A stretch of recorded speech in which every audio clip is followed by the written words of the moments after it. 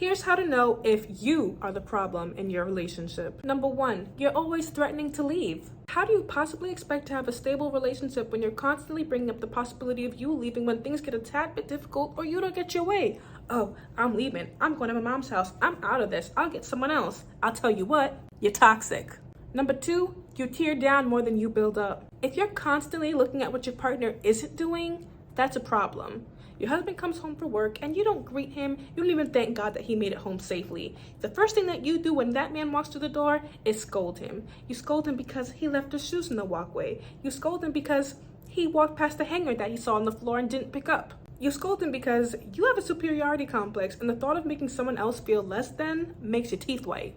I'll tell you what, you're toxic. A wise woman builds her house up while a foolish woman tears it down. Look at what he is doing and capitalize on it. Babe, I love when you do this. I love that you do this. Babe, you know, you're such a great help when you do this. Like, come on, your words hold more power than you think.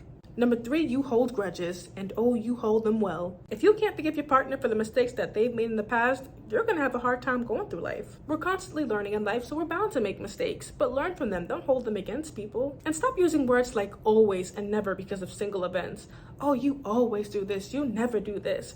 All because they forgot to take the trash out that one time, sis. Don't do that, you're toxic. Number 4, you blame everything, and I mean everything, on your partner. You lack accountability. You lack so much self-awareness that you can never acknowledge where you're wrong in a situation and blame everything on your partner. That's a problem. Everyone makes mistakes, but to think that your partner is the sole reason for all of them is a toxic way of thinking. Number 5, you don't respect his boundaries. He tells you to be home at a certain time. You say you're not my father and you disregard it.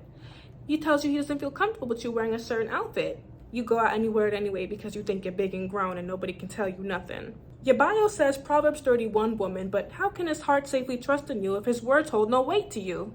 Did you mean to write toxic? Number 6, you deflect in times of conflict. If you're having a disagreement with your partner and feel the need to bring up something from 3 years ago that is so left field, that's a problem. The two are unrelated. Either stay on topic or don't speak at all. A disagreement about finances shouldn't turn into a discussion about how you felt disrespected because he told you to shut up a few years ago. Sometimes you do need to shut up. And number 7, you only think about yourself. Y'all not gonna like me for this one, but your desire is supposed to be onto your husband.